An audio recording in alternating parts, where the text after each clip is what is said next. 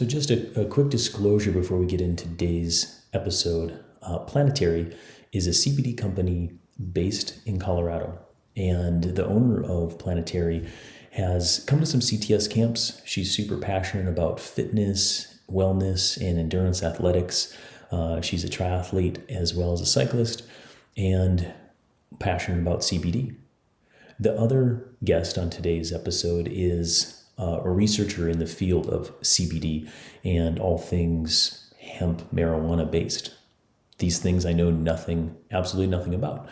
And so as I get the question and kind of requests of, hey, should endurance athletes be taking CBD for various reasons? I reached out to the people I knew and started asking some questions, and I learned a ton along the way. I still carried quite a bit of ignorance and arrogance coming into this episode. So as you listeners listen to me go, we're kind of like learning together here. So, but just know that about Planetary as a company. I think what you'll find is the experience and the knowledge from these two guests are quite deep in this area, and the stigma around CBD, THC, and kind of the history around it too. I mean, this is something that I didn't really know about, but I think it's a worthwhile discussion, especially for something, a new product that is kind of everywhere in our industry now. So for what it's worth, I learned a ton. I'll let you all decide kind of where you stand on CBD and the life of an endurance athlete. But some pretty good stuff in this episode. I hope you enjoy it. Welcome back, or welcome to the Trainwright Podcast. As I alluded to in my pre-episode intro, we've got a pretty interesting and hot topic to discuss today: the world of cannabis and the endurance athlete. Since I know extremely little or next to nothing about this topic, I want to introduce two experts in this field who will be our learning guides in today's conversation: Joanna Zeiger and Stacy Kaysen. Welcome to the show. Thank you. Thank you, Adam. Yeah. So, thank you both for taking time to talk to, myself and also the listeners to learn more about this topic. Joanna, let's just start with you. I know a little bit from your triathlon world, and some listeners may know you from that as well, but could you tell us more about kind of the professional world, the researcher world, as well as the athlete world that you live in? Sure. I'll start with my athletic background. So I was a professional triathlete from 1998 until 2010. During that time, I went to the 2000 Sydney Olympics, where I placed fourth. And that same year, I went to the Hawaii Ironman World Championships and placed fifth. And I am still the only athlete to compete in both events in the same calendar year. I won bronze at the 2001 ITU World Championships, so that's short course. In 2008, I was the Ironman 70.3 world champion in what was then world record time. In 2009, when I was defending my world championship title, I had a terrible bike accident at one of the aid stations. I was getting a water bottle, and the person didn't let go of the water bottle and basically pulled me off my bike. I flipped over the handlebars and broke my collarbone and did severe structural and neuropathic damage to my rib cage. So I have a condition called intercostal neuralgia, and that's basically I've got damage to those nerves that run between the ribs. So breathing is very painful. It impacts my diaphragm. It impacts a lot of organs. And so that effectively, I did try to race for one more year, but it effectively ended my career because I just couldn't race through the pain anymore. Professionally, I have a PhD in genetic epidemiology from the Johns Hopkins Bloomberg School of Public Health. I moved to Colorado in 2003, and when I moved here, I started working at CU Boulder at the Institute for Behavioral Genetics. I spent 8 years studying drug use and abuse in adolescents and young adults. So one of the drugs I studied was marijuana, so that was my first life of doing marijuana research. And I had a bit of a hiatus where I was just doing some statistical consulting, and my condition got much worse, and I became very desperate because the pain and the insomnia and the spasms and the lack of appetite were becoming just untenable. My husband was encouraging me to use cannabis, and it was legal here medically at the time, but the stigma was just too great. As an athlete, during my time as an athlete, it was not legal in any form. That's changed. THC is legal now up to a certain level. And then my work that I was doing at the Institute for Behavioral Genetics was also looking at the very negative aspects of cannabis. And so I just really had this negative feeling toward it. But when it became legal recreationally, it just lifted one of those stigmas. And so I decided to try it. And so I marched into the dispensary and I said, this is what I need it for. Can you help me? And they gave me some patches and some creams and some gummies. And I didn't want to inhale it. I've got asthma. So I was like, all right, I'm going to try the patch. And I put the whole patch on my leg. And I was so high I couldn't move. They did not tell me that you need to cut the patch. I'm not a very big person. That was a lot of cannabis for one small person. But I slept. And so as a researcher, I understand that sometimes you don't always get things right your first go around. But I looked at the positive aspects of it. I slept. And so I started refining the process. To this day, I'm still always looking at new products and new ways to use them. But it's still part of my daily health and wellness regimen. When I went to the literature to look and see, well, what are other people's, what has research shown? There was such a dearth of research on the medical benefits of cannabis. It was really just focused on the negative aspects of it, how it affects the brain, how it affects driving, how it can cause psychosis. It looked at cannabis use disorder, but really there wasn't a lot, maybe a little bit on seizure disorders and cancer patients, but not just for regular, medical use for the things I was using it for. And so as an epidemiologist, I was like, well, I can do this. I can do these studies. So I started a group called Canna Research Group, and we did our first study in 2018 looking at cannabis use in athletes. And then 2 years ago, we got nonprofit status, and we continue to do studies in other populations and physician groups in the effort of trying to learn more about patterns of use, adverse effects and benefits, knowledge and attitudes, with the goal of being able to educate both patients and physicians and really dialing down into what cannabinoids should people be using, what ratios, what dosages should they be starting at, is it different for different ailments? And so these are the kinds of things that we're trying to learn as time goes on. Yeah, well, this is going to be fascinating because all of those questions are what need to be explored, and you seem like you got all the answers, so that's going to be great. I wish I had all the answers, but it's an ongoing process. Exactly. So, Stacy, thank you, Joanna, for the background. That's awesome to get to know you a little bit better. Stacy, it's good to see you again. I've seen you at some CTS camps back in Colorado, so it's good to cross paths with you again. For our audience that doesn't know you, could you give a little bit more background on who you are and what you do? Sure. I started my career in healthcare. So I was 15 years as a healthcare provider, mostly in anesthesiology. So anesthesia deals with pain, and so I saw a lot of chronic pain, and I did a variety of different types of anesthesia over the years, and grew a little weary with doing direct patient care, and so went back to business school to say I don't know what I want to be when I grow up, but it's not in the hospital. So that found me to commercial real estate development. And then a few years later, through a real estate project, I was introduced to the hemp space, so early 2018. And I was impressed more with the medicinal properties of cannabinoids and as an alternative to like dangerous opioids and damaging NSAIDs like ibuprofen. So I came at it from like a pain management perspective and as a healthier way to treat people.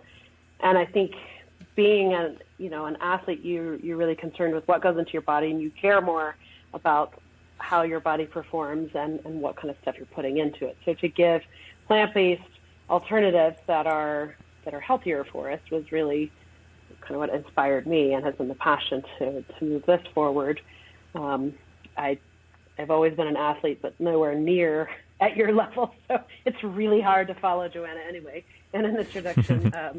But yeah, I've done a few Ironmans and a lot of big cycling events, and I got to know you and CTS. So really impressed with that. And I think we've found quite a few customers through the endurance athlete world. I think people are finding, cannabis products that really work well for them. So 4 years ago, I started this company, Planetary, and we set out to do extraction from hemp in a healthier way and leave a more natural raw product. So we have CBD products. So it's not exactly CBD, but it's the precursor to and the way it's made in the plant. And we have products in the market for a few years now, and I'm definitely growing. So that's been my passion for the last 4 years. Very cool. Very cool. Well, to our listeners, I think you can see that we've got two great minds in a couple different spaces to kind of ask the right questions and drill down into, what CBD is, how to use it, if you should use it, if you're an endurance athlete. So I'm going to start real basic. Again, just kind of assuming that, our listeners could be regular users, or they could be like myself that read some stuff 5 years ago and was like, ooh, sounds problematic, and I don't want to put that into my body. So we'll start very basic, and then we'll get into it. I might come across as a little critical at times, and I might come across as ignorant at times. But that's where a great conversation, I think, can start, is just by asking really good questions and being open to learning. So are you two ready to go? Yep. Alrighty. So let's first start, as I said, super simply, what is CBD and how do we get it? Like, where does it come from, and how do you get it from the plant itself? And Joanna, I would say probably start with you, but I mean, if Stacy, if you're the better one, go for it. So I think that anytime you have a conversation about CBD, I think it's remiss not to talk about the whole plant and the fact that CBD is just one of many cannabinoids. So CBD is what's called a cannabinoid. And there are hundreds of cannabinoids. And the two most popular, famous, infamous, however you want to call it, are CBD and THC. So THC is psychogenic, and CBD, for the most part, is not. I think if you take enough of it, eventually it becomes psychogenic. But at the doses that most people are taking, you will not feel any psychoactive effects from it. So CBD is all the rage because it seems to have less of a stigma than THC. It's also federally legal. Since 2018, when they passed the Farm Bill, hemp became legal. Hemp is also part of the cannabis plant. It is less than 0.3% THC. So it has some THC in it, but minute amounts of it. And so that's what designates it as hemp. And then the other strain or other part is marijuana, which we all know about, has the higher levels of THC. And over the years, those levels keep going up. So, back when I was growing up, THC, when you were smoking pot, it didn't have very much THC in it, maybe 8%. And now you can get it up to, 24, 25%. So it's become much stronger over the years. So CBD seems to be all the rage with athletes for two reasons. Number one, it feels to be a safer entree into the world of cannabis. Number two, it's legal with the World Anti-Doping Agency, so that they don't even test for it. So you don't have to worry about a positive drug test. And CBD has also, without a lot of substantiation, received all of these accolades for just everything from, improving your sleep, from improving pain. It can grow your hair, your toenails. I don't know, anything you want. Curing cancer. Anything you want. CBD, COVID. They've talked about that. So CBD is responsible for curing everything.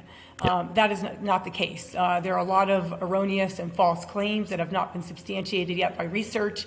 But because it seems innocuous, people gravitate toward it. But I think any conversation about CBD needs to also include THC.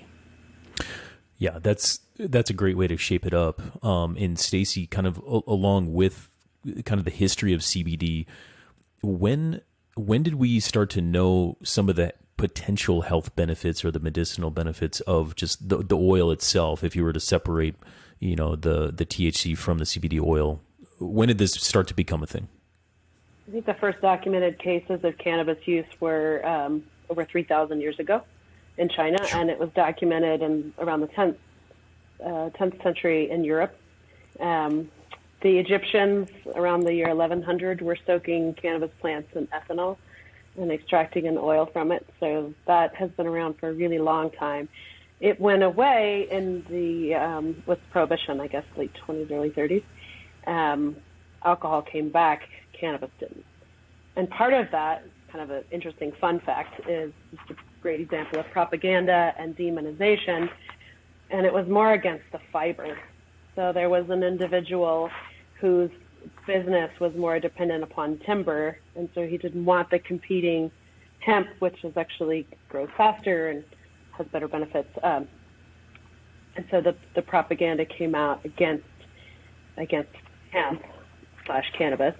And the marijuana name is debated now because it has some stigma, and it was kind of intended as a racist comment against the Mexicans that were coming over with marijuana at the time. And so they were really painting this out to be the devil's lettuce and this like really terrible things about the plant. Fast forward a lot of years later, I mean, I think it was 2009 when Dr. Sanjay Gupta had his special on Charlotte Figi and kind of where things are evolving, and this can be used against children with epilepsy, and there are some potential medicinal benefits. And I think, to Joanna's point, the decaffeinated side, as I call it, on the CBD side, tended to be a little more benign. So that's why I think that became more popular. But to take it from a plant perspective, a little show and tell, this is just a little bud of cannabis. So the genetics are called cannabis sativa. It's a legal designation that says if the THC levels are less than 0.3, it's called hemp. And if it's over that, it's called marijuana. And that's the plant is still cannabis sativa. But within this plant, for example, there are over 100 identified and named individual cannabinoid molecules. So this exact plant may not have that many, and most of the time we test for like 8 to 10 individual cannabinoids. Mm-hmm. But the most prominent one is CBD. That's what's made by the plant. Through processing with heat and chemicals, it decarboxylates and becomes CBD. So as that was the most prominent cannabinoid and the most popular way of extracting it, I think that particular molecule became the most popular and the most named. But that is, CBD is the name of one individual molecule, and there are such many in the plant. The plant also makes THCA, which gets decarboxylated into THC. So those are the two most popular ones. There's also CBGA, and there's a few others. So now as studies are coming out, some are looking at individual molecules, and some are looking at the plant as a whole and how they kind of act together. So I think the industry is generically called the CBD industry, but that technically just designates one molecule, and there's so much more to the plant. Gotcha. Yeah, that's a good history lesson. I should also add that something that many people don't know is that our bodies have something called the endocannabinoid system. So we have a lot of systems. We have the respiratory system.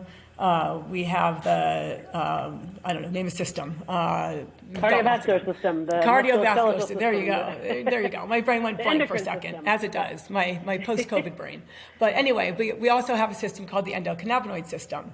And so that is in our body. We actually have receptors, and that's why when you consume cannabis that you have the effects that you do, is because we actually naturally have receptors in our bodies to which those bind. And so cannabis is an exogenous cannabinoid, meaning it's coming from outside the body.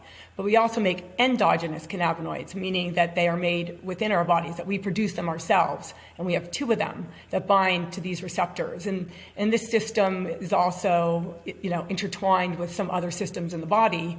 But the reason why cannabis works is because it's not an accident that we actually are programmed for cannabis. We have this system already in play in our body, and some people may be deficient in some of the endogenous endocannabinoids, which is why they respond very well. Some people may have enough. Everybody's system is different. Some may have more receptors, CB1, which is what THC binds to. CB2 loosely binds to CB1 and CB2. And so in some of the CB1 receptors are mostly in the brain, and that's where THC binds, and that's why you get a lot of these psychoactive effects, whereas CB2 is mostly in the periphery and the gut. And so that's why a lot of the studies on irritable bowel syndrome or IBD, ulcerative colitis, they focus on CBD, trying to improve gut health. And so when you're trying to figure out what ailment you want to treat, you can go online. They have all these charts of where these receptors are, and you can look and see, well, gee, I kind of have pain there, or I've got depression or anxiety, or I've got this or that. You can look at those receptors and decide maybe CBD would be better for this particular thing, but maybe THC might be better for this, or a combination of both. So it's not an accident that cannabis is medicinal, because we are set up for it. Yeah, it seems like we're hardwired to receive these chemicals to help our bodies out in some form or fashion. The physical self, the cognitive self, something like that. And I mean, is that maybe in part why like USADA and WADA have changed their stance a little bit on allowing CBD and even a little THC to be acceptable within an athlete? Well, I think part of why they've taken CBD off is because it's now federally legal. So there is no restriction on its use, and it's never proven to be a performance-enhancing drug. THC is still federally illegal. It's legal in some states. Some states have medical only. Some states have both medical and adult use, or recreational use. But it's still federally illegal. So that puts WADA in a little bit of a difficult situation of being able, I'm all in favor of WADA just taking THC, all cannabis, off the list. I mean, I'm going to put that right out there. I don't think it should be banned. But I think one of the reasons why it is banned is, one, is that there's not enough information about whether or not it's performance enhancing. I don't think it is, primarily, maybe secondarily. And the other is that it's not federally legal, and so I think it's hard for WADA to make something legal that's not federally legal. And it's also not legal in most of the world. And WADA is the World Anti-Doping. So even if it was legalized here in the US, I don't know if that would change their stance, because it's not legal in other parts of the world. But at least it's not completely illegal. It is a threshold drug. So if you get tested and you do have some THC in your system, as long as it's below the threshold that they have set forth, which I think is 125 nanograms per milliliter, you will not have a doping positive. But here's the question: how much cannabis is that? And here's the answer: nobody knows. It's different for everybody. So, 5 milligrams could set somebody off, 100 milligrams could set somebody off. It's really unknown what amounts of THC are going to give you that positive. And I also have a theory that hard exercise releases THC back into your bloodstream. So even if you haven't used THC in some time, if you're doing a very hard workout, or you do a race where the effort's very high, I think some THC can actually get released back out, which could give you a positive even if you haven't used it in quite some time. Okay, so like the current status for athletes, just to throw it out there, is CBD is not banned. Correct. THC up to a certain level is acceptable, but beyond that, it's not. But However, banned in competition, though. Banned in competition. Okay. So even if they're not in competition, they come in, they get tested, they can still have higher THC? They can have it up to 125 milligrams per milliliter. Right. So not even in non-competition. Nanograms per milliliter. Nanograms. Okay. Yeah, so in non-competition time, they can have up to that, correct?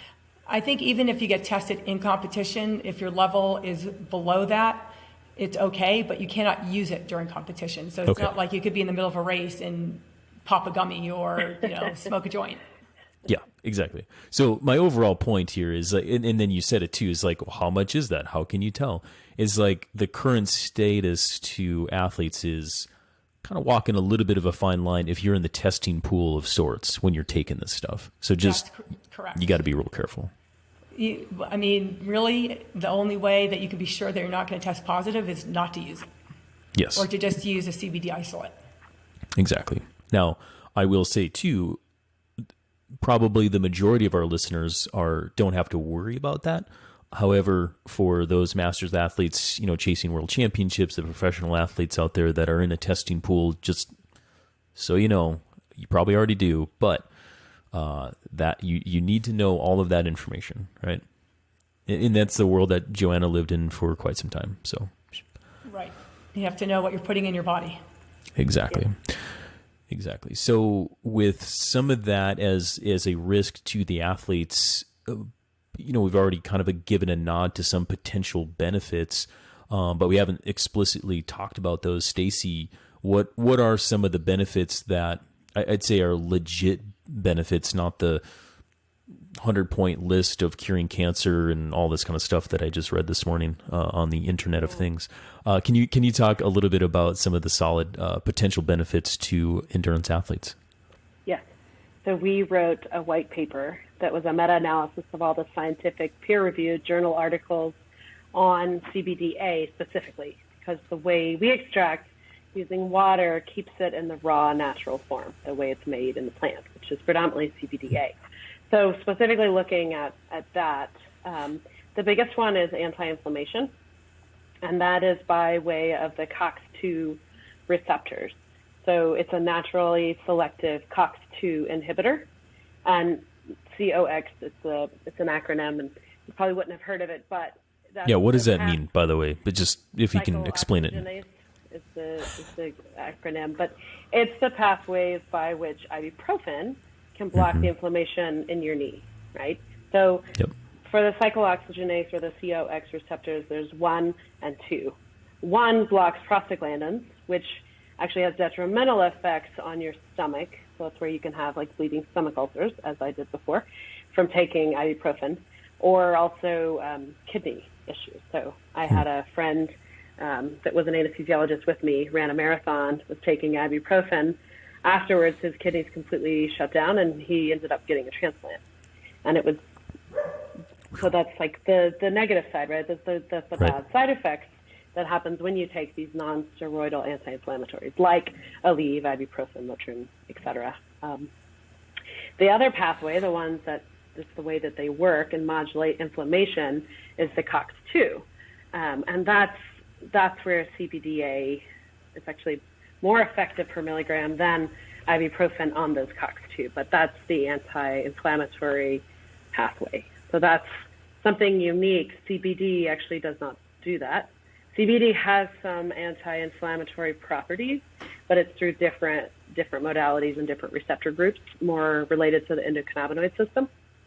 So I think the inflammation is a big one. Most of our modern diseases are inflammatory in nature. So even a lot of the stress and anxiety they're showing is neuroinflammation. So on a microcellular level, there's inflammation, and that leads to litany of symptoms. I mean, there's a whole lot of inflammatory type. And as an athlete, that's mostly what you're getting. That's the swollen knee, that's the sore shoulder, that's even some of the headaches and stuff. So that's a big one. Another big one is anti-nausea. And this is another one where actually CBDA is more potent than CBD, but both have actions on the serotonin 5-HT1A receptors. So that's the receptor that when you're really nervous before a race and you feel nauseous, that's thanks to your serotonin receptors. So CBD and CBDA can act on those receptors to help prevent or treat anticipatory nausea. Also, it's great for like chemotherapy-induced nausea and kind of some other forms of it.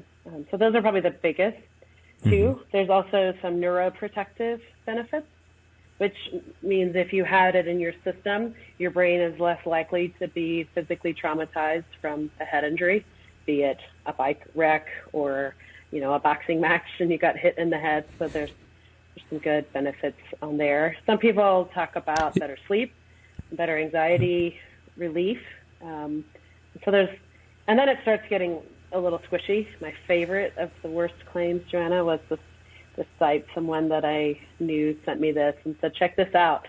They have CBD gummies to cure diabetes. I was like, well, right off the bat, gummies are made with sugar, and that's not really what Anyway, there are Yeah. so many false claims. There's some good and I irony think, there. Yeah, with all of the noise, it does tend to attenuate what is real and what is scientifically based and research proven. So I try to stick with the big ones that we can name the studies over and over where this has been shown to modulate inflammation and reduce nausea. I saw one where CBD could help soothe your asthma. Wow. Wow. That is Interesting. wildly impressive. Soothing asthma. Those are the words. Yeah. Yeah, great words.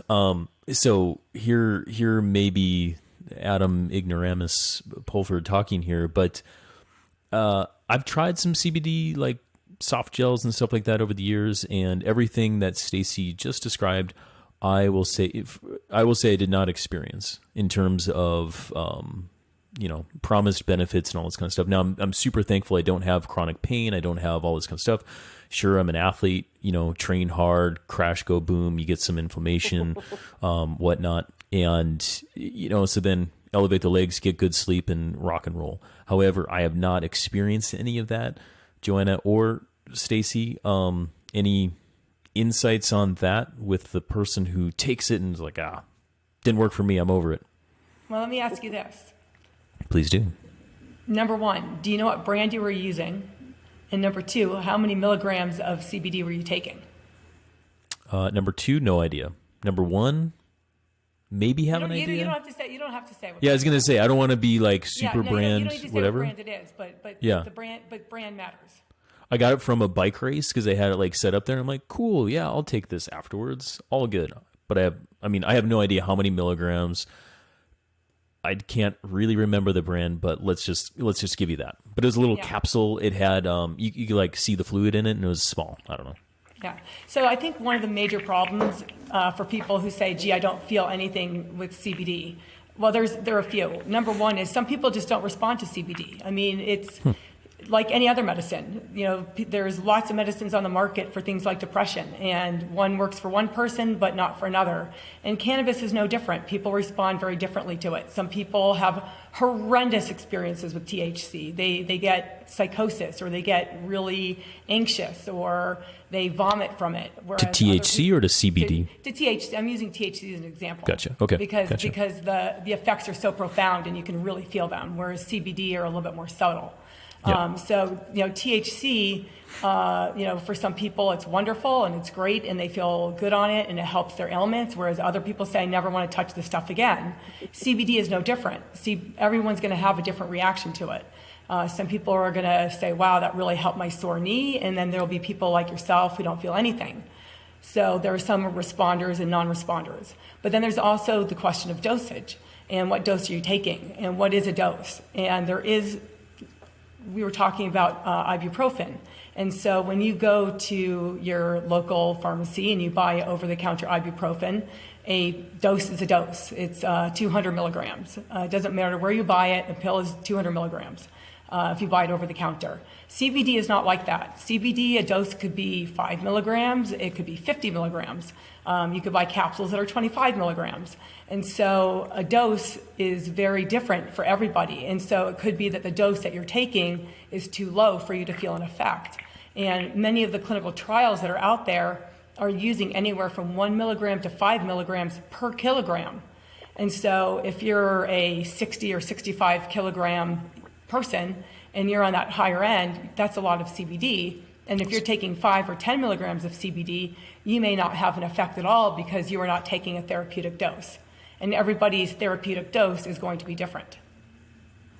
So I want to get into dosage here in just a bit. I want to come back to that because I think that that's super important. It's also some questions that I've gotten from athletes when I'm saying, hey, I'm doing this podcast on CBD. I know nothing. What kind of questions do you want to learn? So we'll get there in just a minute. But to that point as well, so if I know nothing about, the actual dosage that I took, like what else? So am I like a non-responder, or like what else is going on within my experience, if you will? Well, it also could be that you purchased a product that doesn't have any CBD in it. So no CBD in it? Correct. So CBD is not So anything that you buy at a dispensary, at least here in Colorado, and I believe that's true for any place, it's been tested by a state-regulated lab. So it has a label on it, and it tells you exactly what's in it.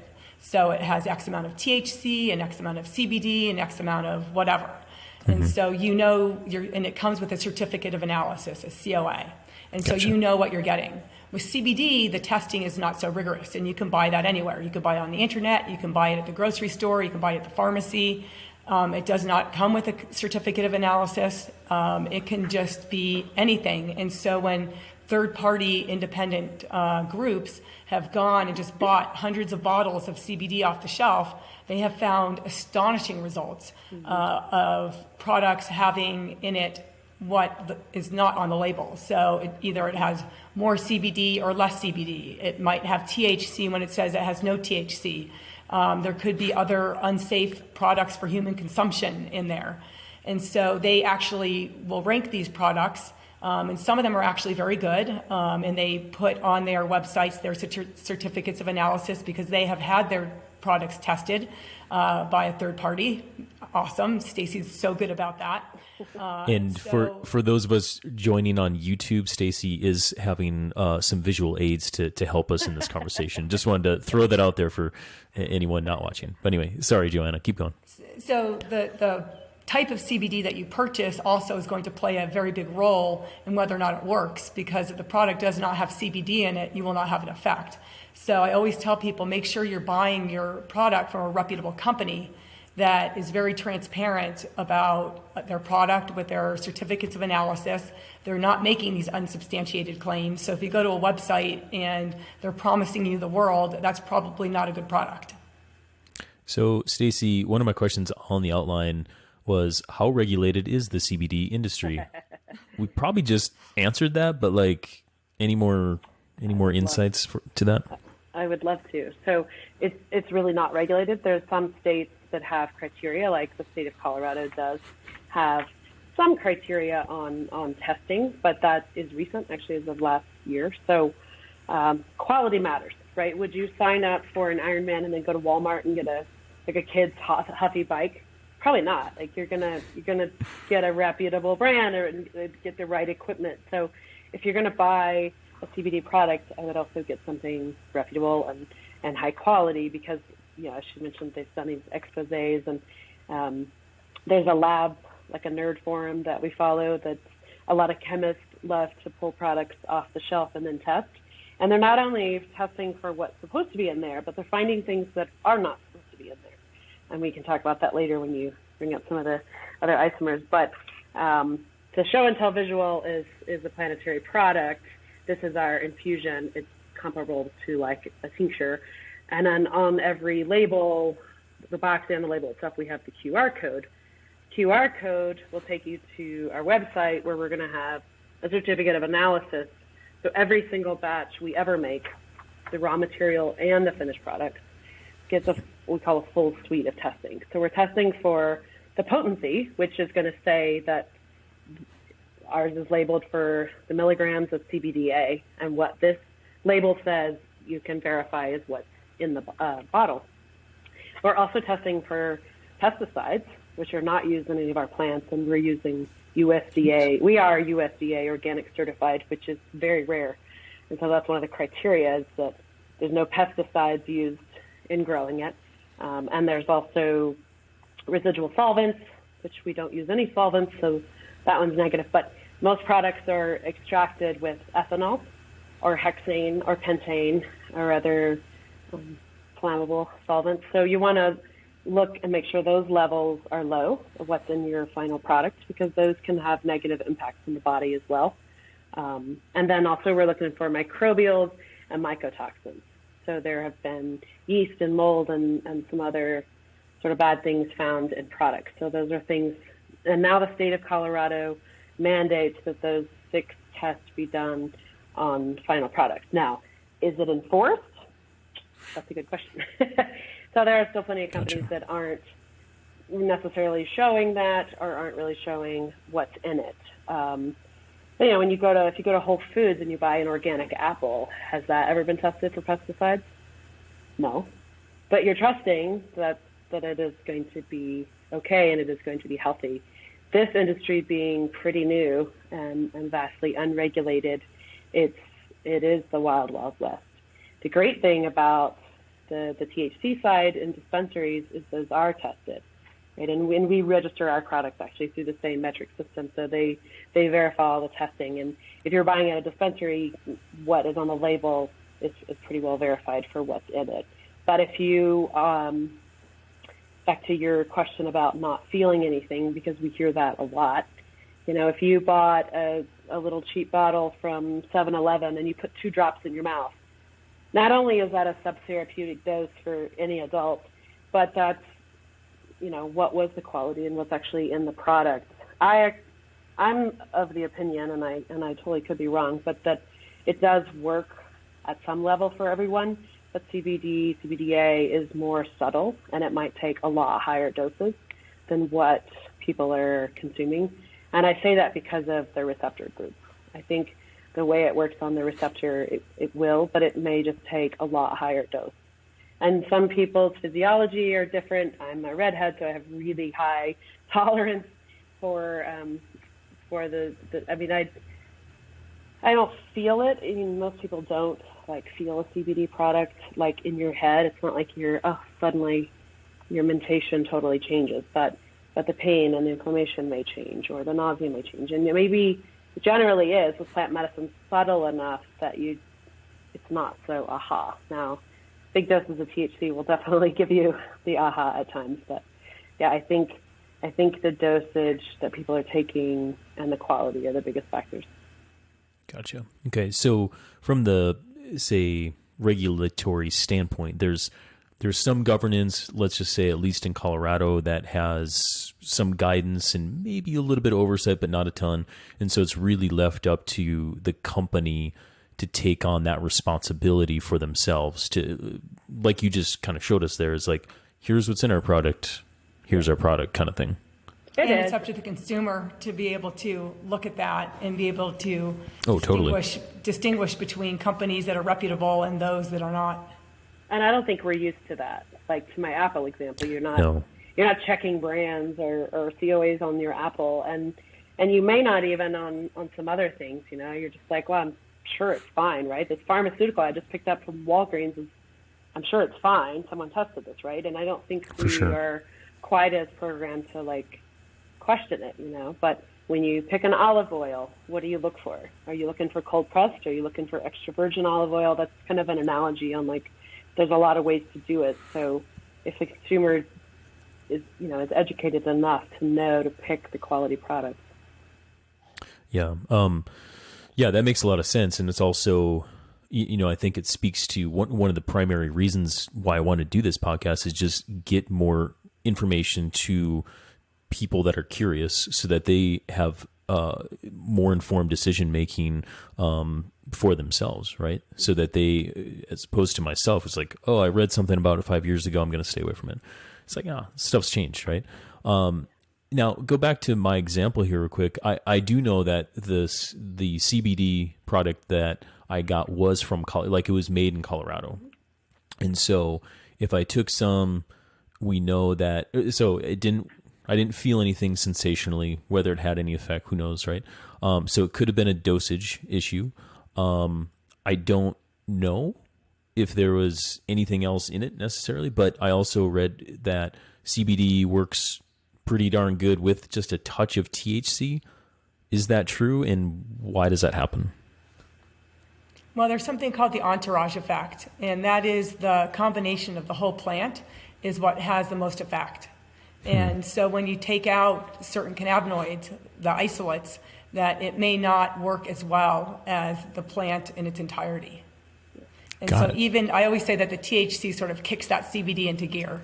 And the nice thing is that when you combine the CBD with the THC, if you do it at the right ratio, the CBD will actually take away or ameliorate that high that you get from the THC. So I am a medical cannabis user, and I use cannabis during the day, but I don't want to be high during the day because that will impede my ability to work. So I buy it in ratios that are higher in CBD than they are in THC. So I'm getting some beneficial effects of the THC, but the CBD and beneficial effects from the CBD, so I'm getting both together, but the CBD is taking away that high of the THC so that I can go about my work and do what I need, but get the effects that I want. Interesting. And you said that was the entourage effect? The entourage effect. I do like that term. One thing. It's a nifty term. It's a nifty term. It was first done in Israel years ago, and it's been repeated over and over.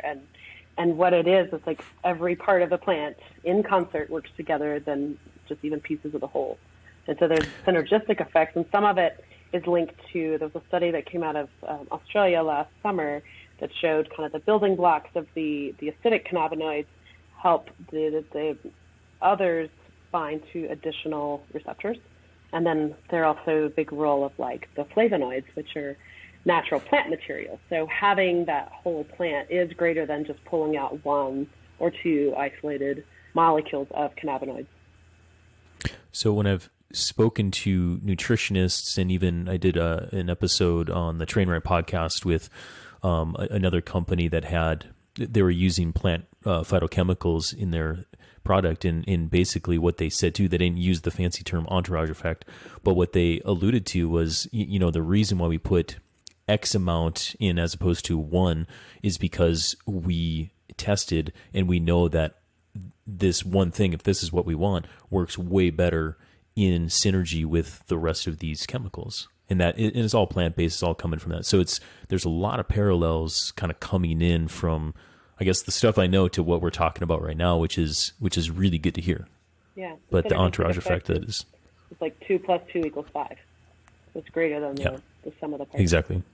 Yeah, that's super cool. Did not know that. So in that effect, where my brain goes, and this is again like maybe a little bit of a criticism, but if THC is a psychoactive stuff that makes me feel good, right? And CBD is there, and there's some entourage effect going on.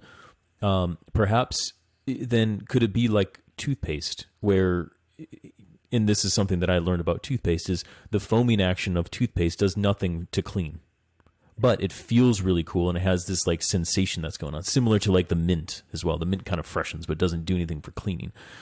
So in a product that has CBD, could you add in just a little bit more THC just to make you like feel good, to make you want to take more? Or is that like a strategy that some companies use? Or like, is there more to it than that? And I think we covered it with the entourage effect, but is that something to watch out for consumers? There are some that do kind of have little recipes and blend different pieces. On the hemp side, on the CBD side, we're limited that the THC content cannot be above 0.3%. So a lot of people get really close. In Colorado, it's 0.39%, but we can't go above that and still be legal. Now, is it done? Okay. I'm sure. In the dispensary, on the regulated marijuana side, they can play with the ratios quite a bit more. But if your goal is to get high, then you most don't want much CBD, because to Joanna's point, it tends to attenuate the high. Interestingly, CBDA does not do that. So, but there are, it's allowed to kind of mix and blend if whatever your desired effect is. So yeah, I mean, and that's fair, right? Because it's, the practice of, if it's already working and intellectually, that the entourage effect is occurring and that there is some benefit there, you can also, experiment with the sensational aspect of it too. But as long as it's kind of within reason, or within like the kind of the governance that you said, it's like, that's all good. Okay. Well, people take it for such different reasons that they kind of goal with the product, and even the same person, you may want a product to help you sleep, and you want higher THC for that, but you may want a product in the morning, so you don't have pain during the day, and therefore you would not want high THC. So you may actually have different, even within one individual, have different kind of products for different use cases. That's what I do. Yeah, exactly. Yep. That's interesting. Higher THC for sleep, or only THC for sleep, but more CBD during the day. Yeah. So that's the thing, is that there is no recipe of what's going to work, and everybody is so different, and everybody's needs are so different, and so it's going to take some self-experimentation to figure out what works the best. And the mantra in the world of cannabis is start low, go slow. So that means that you start at a low dose and you stay there for a little while, and then you just titrate up very slowly because you want to take the lowest therapeutic dose possible. So if 25 milligrams of CBD work for you, then there's no need to take 50 milligrams of CBD. And same with THC. If 5 milligrams is adequate for you to sleep, no need to take 10. So you want to find that lowest dose that works for your needs. And I should also give a caveat that cannabis is not without its side effects, and there could also be interactions with other pharmaceuticals that somebody's taking. And so if somebody has never taken cannabis before and they're going to embark on a cannabis journey, it is good to speak with somebody, a physician or a cannabis nurse, to find out whether it's compatible with their needs and the medications that they're on.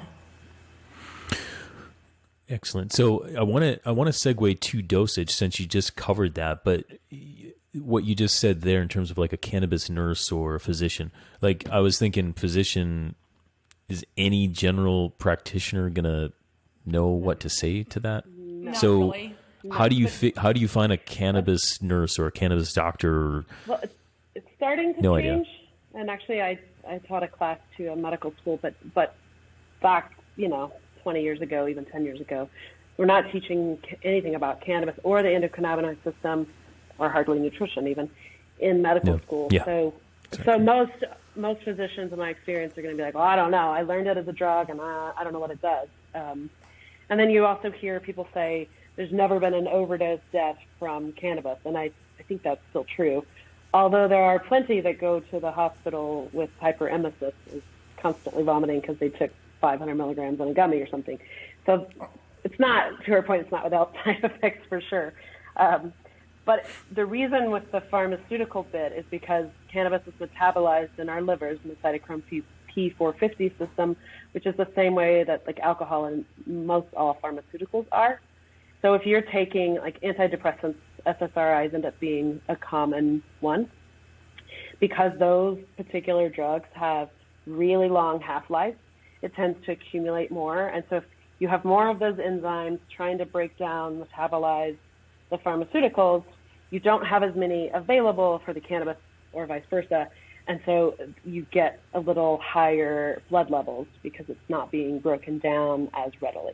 And that's something that's very individual and hard to know, but it can be affected by pharmaceuticals that you're taking. So there is like is it called Cannabis Nurses Association? Yeah, well, there's Leaf 411 that is in Colorado that you can call and have a discussion about it. And I find that cannabis nurses really have a lot of information and have had a lot of education and help patients immensely. And to Stacy's point, physicians do not know a lot about cannabis. And we actually did a study in a group of allergists, an international study in Europe, Canada, and the US. And the knowledge was not as good as we would have liked because their patients can have adverse effects. If they're smoking, allergists are seeing patients with asthma.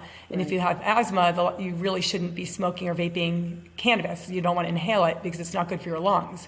And so these doctors need to be able to talk to their patients about cannabis, because it so happens that we also did a study in allergic and asthmatic individuals, and they are using cannabis and they're inhaling it and they have uncontrolled asthma and they're coughing.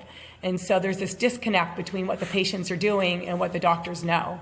And so one of the grants that we have through our foundation is to create educational materials for allergists so that they can learn about the endocannabinoid system, the history of cannabis, the nomenclature, and how to talk to their patients about cannabis.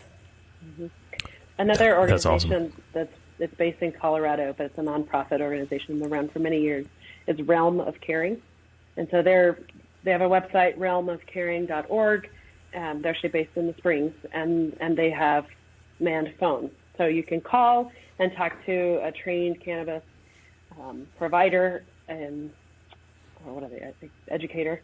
So they can give dosing instructions, and they range from like children with autism and seizure disorders all the way to like terminal cancer patients to the 40-year-old cyclist that just gets neck pain after a long ride. So they're trained to kind of educate and give dosing advice on a wide litany. And the nice thing is they're independent, right? They're not representing any brand, and they do CBD, THC, minor cannabinoids. So they're actually a great source for education as well. Yeah. Yeah, that's great. We'll link to all those in our show notes as well, because I know we have some research from Joanna that we'll include in there too. But back to Dosage, since we are kind of talking about Dosage and finding out, trying to get our listeners, if they are curious, to find out how to do this. You said start low, go slow. And I like that, makes sense. So how low to start? And I'd say, let's just use ignoramus Adam over here as an example.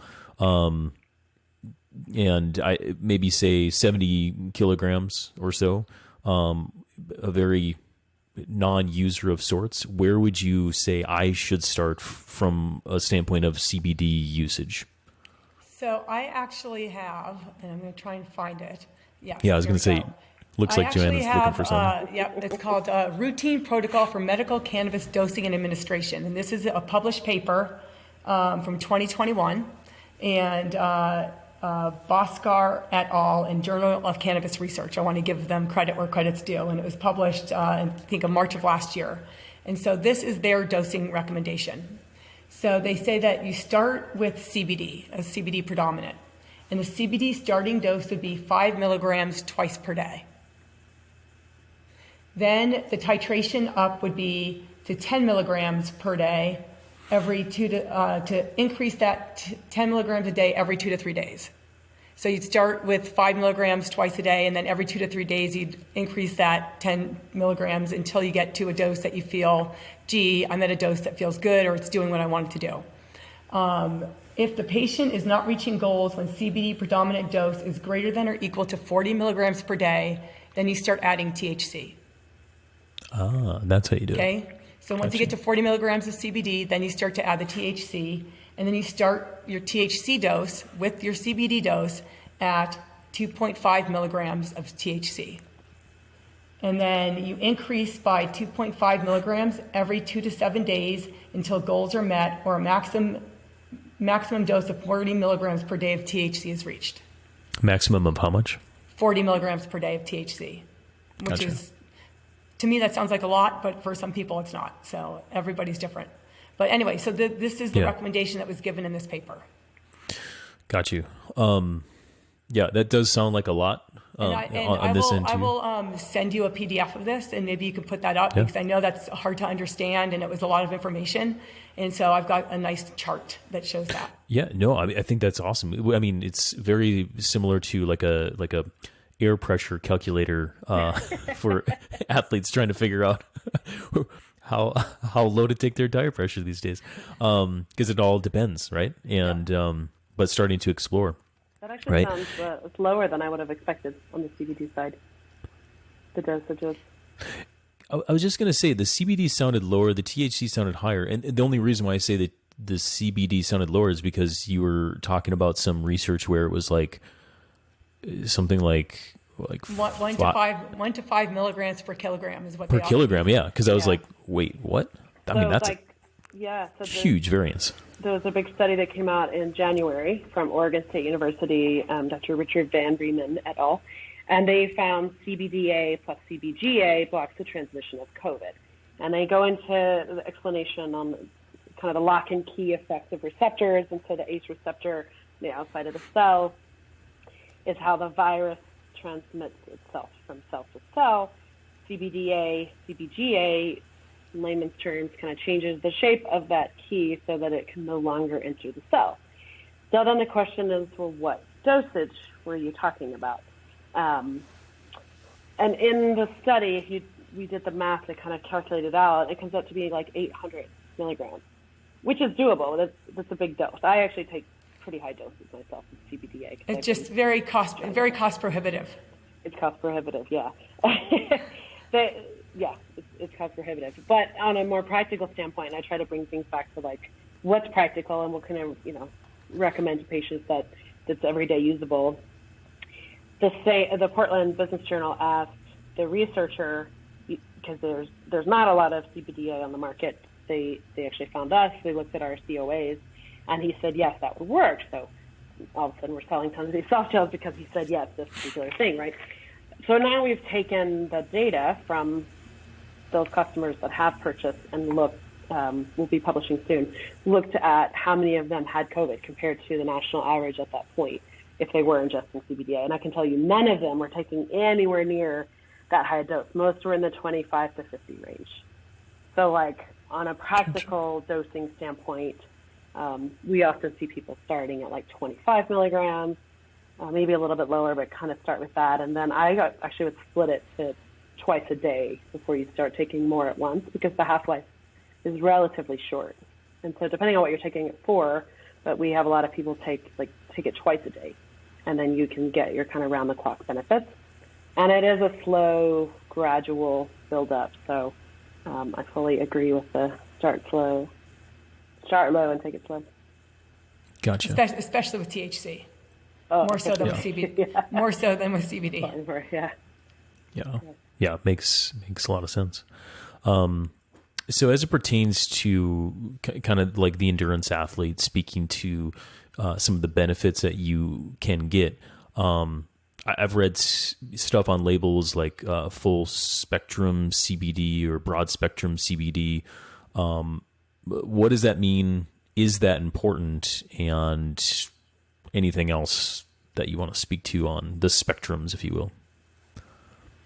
It's become an actual legal definition on labels. It's in Colorado. So full spectrum indicates that it's all of the cannabinoids that were grown in that plant.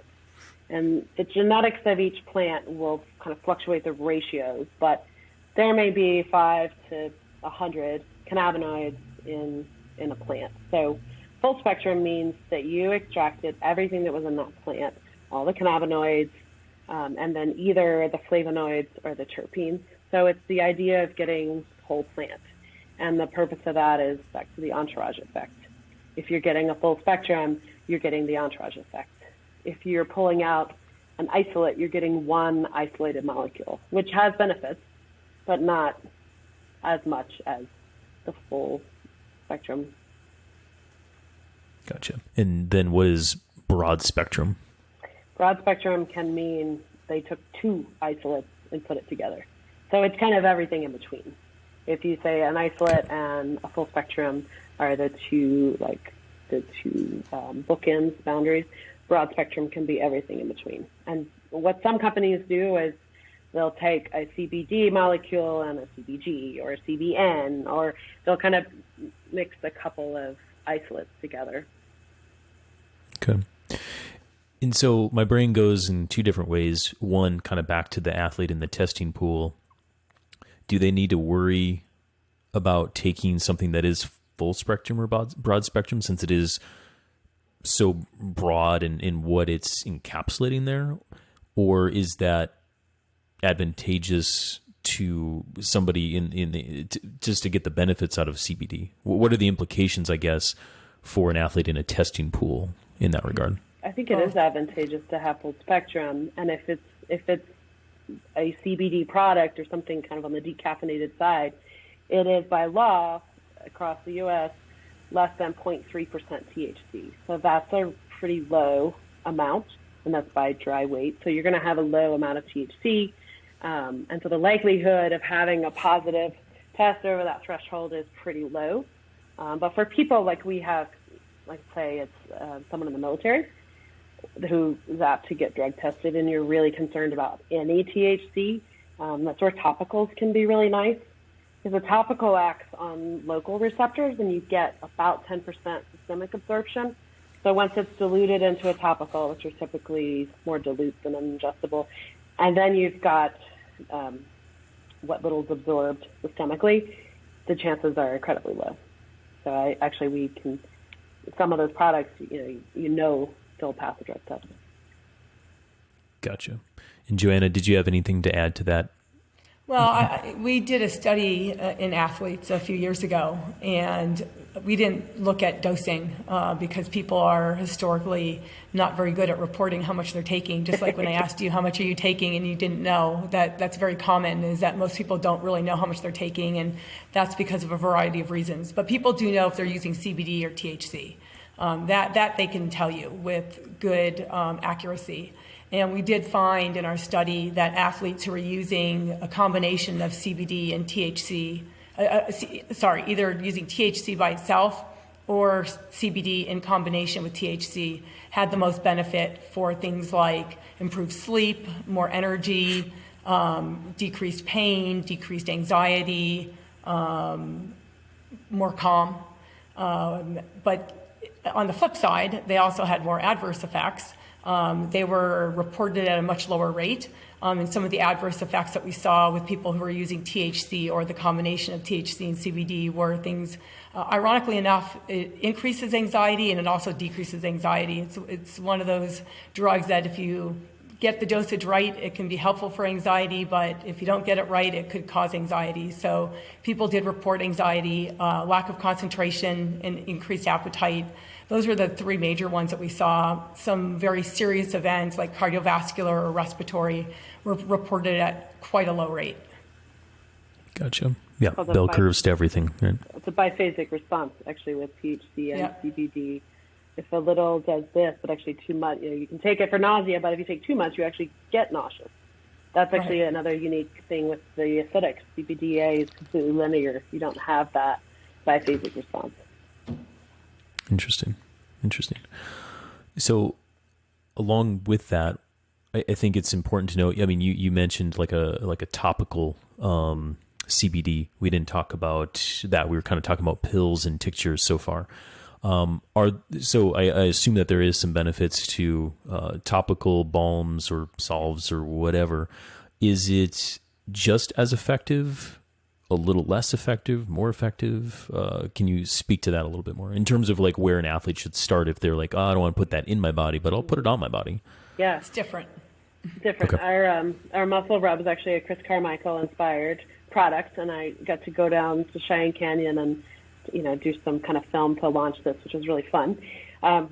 If it's somewhere on your body that you can point to the pain, then a topical will work.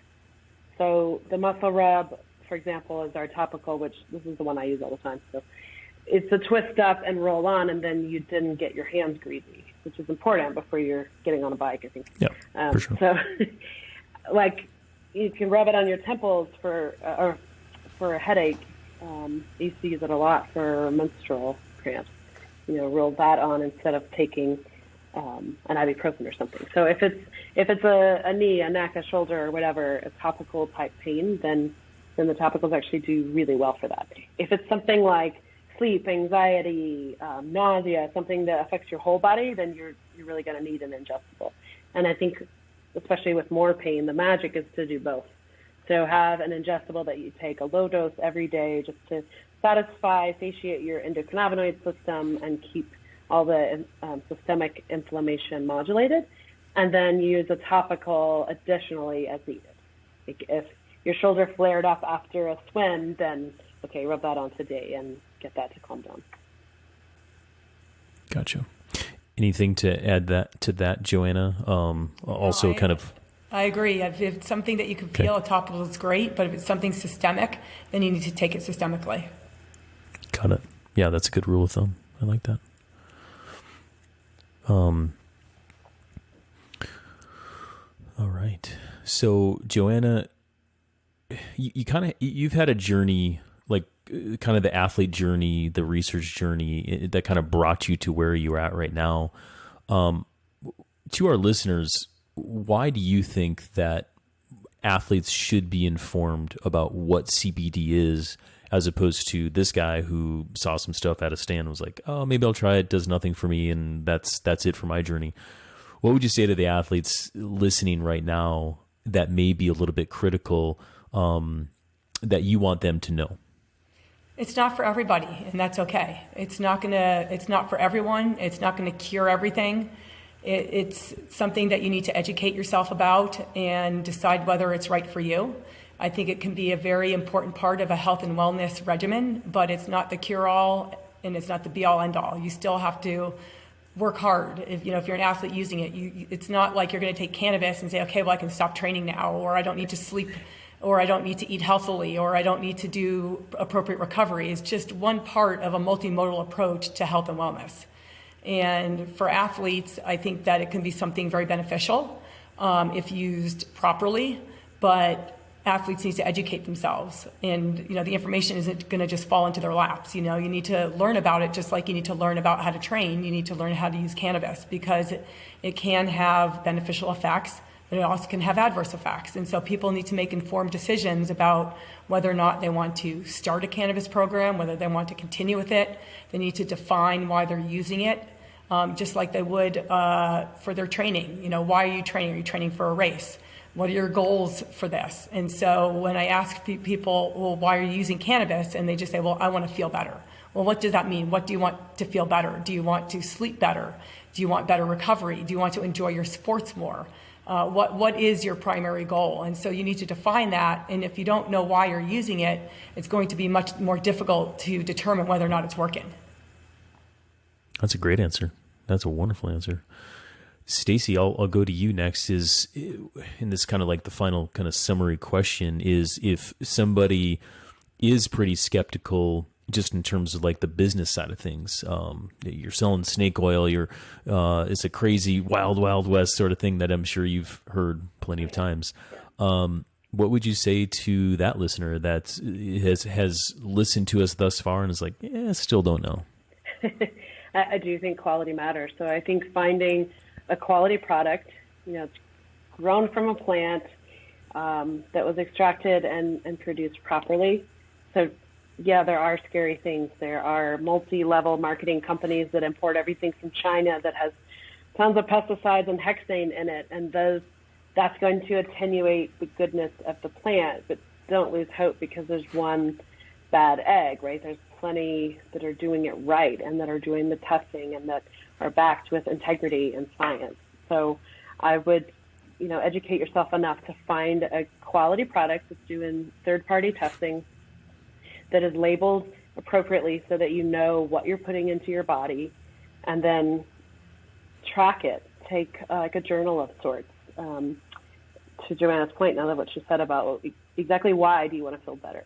We all want to feel better, but does that mean, for me, that may mean that I sleep better, or it may mean that you recover faster after one of your massive power meter workouts, Adam. So just track what you want to notice, and then take it a low dose for 2 weeks, and start looking at what symptoms might have improved, or kind of what you notice in yourself. And athletes are a great test market, because typically we're more in tune with our bodies, and you care more about what you put into your bodies. We're typically not the ones going through McDonald's at 2 a.m. and laying on the couch all day, right? You're a little better typically with the right nutrition and the right supplements, and think of our bodies as vessels and treating them well. So I would continue that with the cannabis products and use something that's tested and of high quality. Yeah, it makes a lot of sense. And I think, like, again, for me, when we kind of just started down this road of, hey, should we do this interview? At first I was like, I don't know if I really want to. And the more I started to learn, I was like, there's a lot of new research out there. And with Stacy kind of being involved, I was like, you know what, I'll give this a go, and got to know a little bit more about Joanna, and then started to learn more about where CBD is at right now. Personally, again, like, haven't taken much, but from what I've learned thus far is there seems to be some potential benefits there, right? There's also some adversity or some adverse effects that can happen. However, the cost benefit, the cost doesn't seem to be significant to the potential benefit. If you go 2 weeks, you start low and go slow, and you figure out it's not for you, great. Yeah, maybe out a little bit of money, but you tried something, and I think trying something, being open to something, I think that's okay. And where our society is at right now with the stigma of this substance, I think is actually pretty healthy in terms of where the trajectory is going. Anytime that we can break down some barriers and stuff that's been around for 3,000 years that is plant-based, that's, and not to be like a sell for Stacy's product or something. It's more about challenging your own biasy, I think, like in your head, right? Challenging yourself and our society as a whole. But then I would say kind of the criticism of what I've also learned thus far is it's going to be another hobby for you too, right? So if if you're into tubeless, going tubeless on your road or mountain bike, managing your tire pressure, managing how much tubeless sealant you have in there, like it's a whole thing that you got to keep track on with a little diary of when did I last top that off? What pressure do I run in this? And so same thing with CBD. It sounds like CBD, THC, the ratio for the morning, the ratio for night, and all this kind of stuff. So if you want to pursue a journey like that, just know that you're getting into a hobby from the sounds of it. And you can correct me if I'm wrong, but it definitely doesn't have it's not to as be. onerous It as can you, be. yeah. It's not as onerous as you're saying. Okay. And they do have apps. They have apps that you can track your use as well, which makes it a lot easier. There's an app for Right, everything, like isn't there? A very There practical aspect. Take one in the morning, and then try that for a few days, and then take one in the morning and one at night, and just track that. And see how you feel, what you notice. And sometimes people are. It's funny. We give samples. Let's say that may be a 7-day, a 10-day sample. Whatever, it's okay. And then they run out, and a week later, in fact, I got an email this morning from a customer who's like, oh, I haven't felt as good the last week, and I just didn't know what it was. And I ran out of my products. And so sometimes Interesting. it is subtle, and it's kind of slowing and growing. And then when you stop with the cessation, you're like, oh, gosh, my knee is killing me. I didn't maybe realize how much the CBDA was helping until I stopped. Yeah, that's interesting. And I would say too, when I get people starting to sleep well after this, all I need is 5 or 6 hours. And then I challenge them, okay, let's get 7, let's get 8. And then they go and they have 5 or 6. They're like, ooh, I feel terrible because they don't know. Right. Yeah, that's interesting. Well, we're getting, we're kind of over time a little bit. We've hit the primary big points that I wanted to. There's still some rabbit holes we didn't go down, but I think this has been an awesome conversation. Again, I thank you both, Joanna and Stacy, for being a part of it. And is there any final words that you have to our audience, Joanna, in terms of the research, or Stacy, in terms of the product that you wanted to kind of leave with us? If anyone has any questions, send me an email. Cool. Do you want to? I'm happy to answer questions. Do you want to verbalize your email, and then we'll also put it in show notes where people can jot it down or go get it? Yep, it's Joanna Zeiger, Zeiger, at Comcast.net. Zeiger like tiger, folks. That's right. Yes. And Stacy, if they wanted to try your product, if they're curious, where would you send them? Yes, planetary.com, PLANETARIE, or planet.arie.com. And so all the CTS guides get 10% off. So the code at checkout is CTS. So if you're listening, you can get your 10% off. If you have questions, very open to that. We have tons of material on our website. The white paper's on the website. If you have any other questions, there's a phone number online, and also you can email hello@planetary.com. Excellent. Well, thanks again to you both, and thanks for being part of the Train Ride podcast. Thank you, Adam. Thank you very much.